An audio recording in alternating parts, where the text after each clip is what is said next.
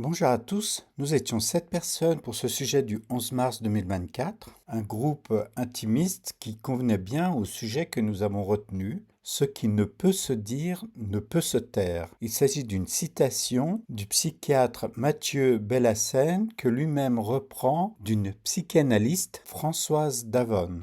Les références sont dans le forum dont le lien est dans la description sous la vidéo.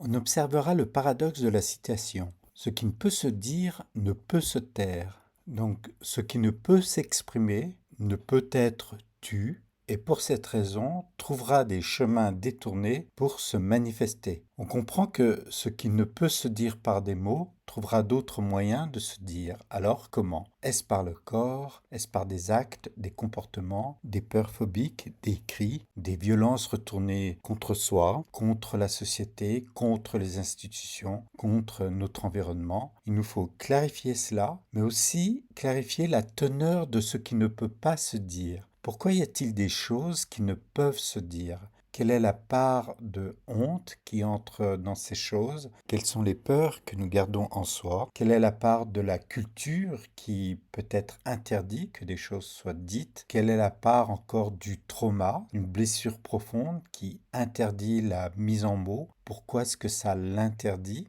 Et quelle est la part qui est si enfoncée dans notre corps qu'elle ne trouve des mots pour pouvoir se dire et comment en arrive-t-on là? C'est-à-dire, quelle conscience faut-il avoir du mal que l'on porte en soi pour se trouver dans un interdit ou une impossibilité à le mettre en mots? Je propose que nous allions assez rapidement au cœur du débat.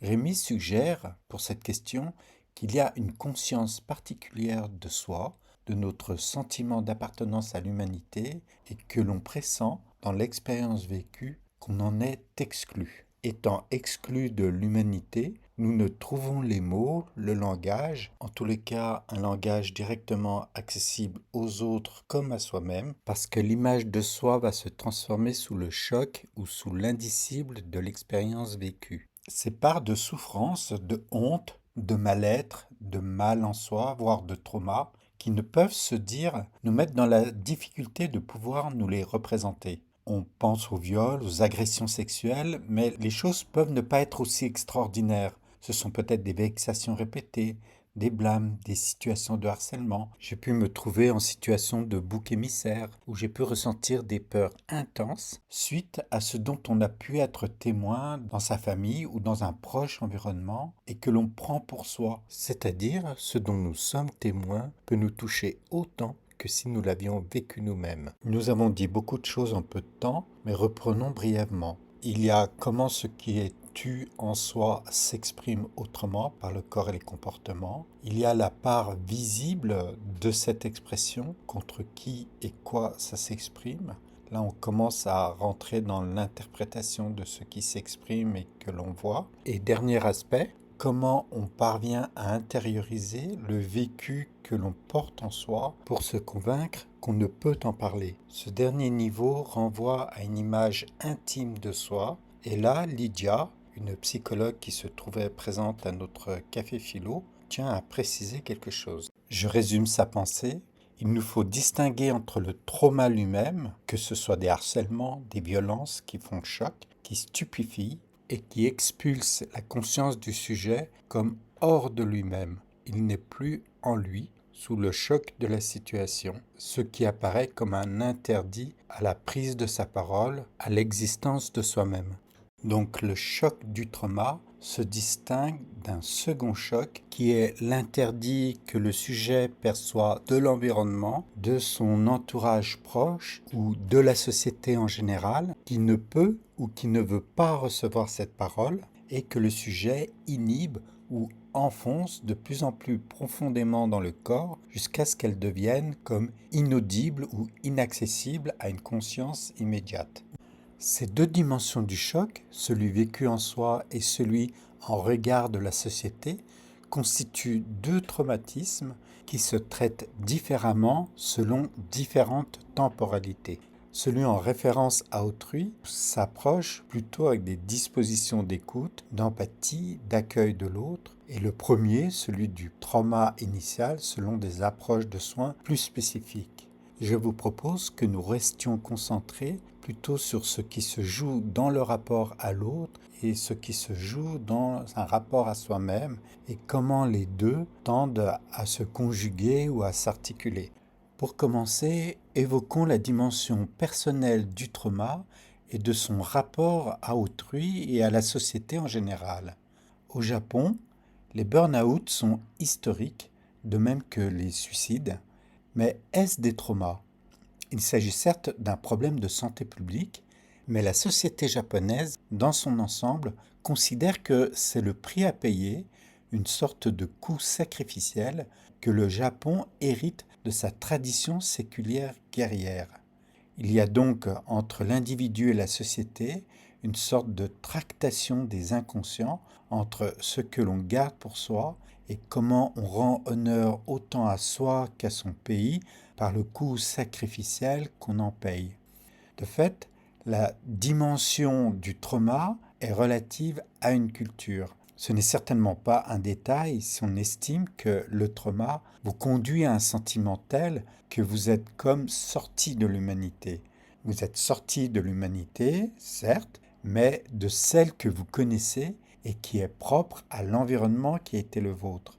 Ce qui veut dire, pour l'instant, que ce qui fait trauma pour vous n'est pas universel, mais relatif à la culture ou à l'entourage dans lequel vous êtes. Prenons un autre exemple. Dans des tribus ou des sociétés plus reculées du monde, des lieux où on pratique l'excision, le mariage de jeunes filles, ou encore au Tibet où les chefs spirituels, les grands lamas, enlevaient à leurs parents les enfants destinés à la vie monastique. Il y a sans aucun doute beaucoup de déchirures, de souffrances dans ces situations, mais le fait qu'elles soient partagées par une culture n'abêtit pas le sujet dans une maladie psychiatrique ou dans un trouble existentiel qui l'isole dans sa vie psychique. Il y a une communauté de partage par la souffrance connue de tous. Il y a une dimension de la violence physique que le groupe ou la culture exerce sur l'individu et qui demande une approche nuancée de ce que l'on juge traumatique, même si nous ne souhaitons nier à aucun moment la dimension de la souffrance intérieure. Et ce n'est pas parce qu'elle est intérieure et individuelle que lorsqu'elle est collective, qu'elle n'en est pas moins offensante du point de vue de l'humanité, elle est malgré tout, du point de vue de certaines cultures et civilisations, représentée et vécue différemment. Venons-en maintenant à la personne traumatisée elle-même. À quelles conditions peut-elle s'ouvrir à autrui et reprendre le cours d'une vie, dirons-nous, normale? Quels sont ses dilemmes? Rester dans son angoisse, la surmonter, en parler, en tous les cas, trouver à qui en parler. On se demande ce qui se joue, mais on semble s'entendre sur le fait que le traumatisé attend une reconnaissance, mais peut-être davantage que cela, des signes où il saura qu'il peut prendre l'initiative de parler, qu'il peut prendre à nouveau le risque d'être reconnu. Peut-être y a-t-il une demande d'empathie, une nécessité d'empathie, c'est-à-dire que la personne traumatisée attende une résonance possible comme un écho de son propre mal chez l'autre. C'est peut-être un premier pas, une des conditions premières pour qu'une personne traumatisée aspire, retrouve ou soit incitée à parler de son vécu. Pour autant, on se demande si tout cela est suffisant. Il semble qu'il y ait une part qui veuille nous échapper et qui revient peut-être à la liberté inconditionnelle de l'autre, à sa conscience psychique, ou si cette liberté inconditionnelle ne revient pas tout autant sur l'accueil et l'écoute de son entourage qui saura montrer des signes de disponibilité. Il y a là des lieux de liberté et de rencontre qu'il est préférable de ne pas enfermer dans tous nos déterminismes et que nous allons laisser ouverts.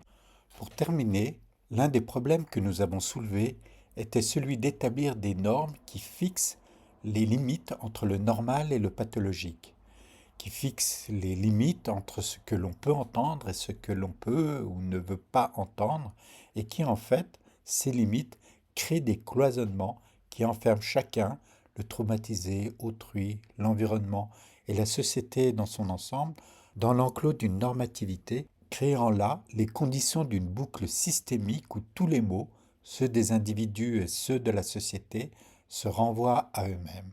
Alors, dernier point, Dans une société, dans les institutions, les médecins, les officiels, les administrations, tous peuvent s'animer d'une double face, celle de la normalité, et elle peut être sadique en ce sens qu'elle force les traumatisés et les personnes vulnérables à rentrer dans leur rang, à rentrer dans des catégories inappropriées, à les cantonner dans leur silence, dans un statut de victime, dans leur souffrance et leur trauma. Là, je vous renvoie à Mathieu Bellassem ou à Françoise Davoine qui proposent de ne jamais renoncer à la subjectivité du souffrant, à la possibilité d'entendre autant pour lui que pour soi le sens de ce message et de ses souffrances inaudibles. Il semble que ce soit là, dans cette disponibilité à laquelle nous nous ouvrons et que nous explorons, que nous pouvons aller vers plus d'humanité.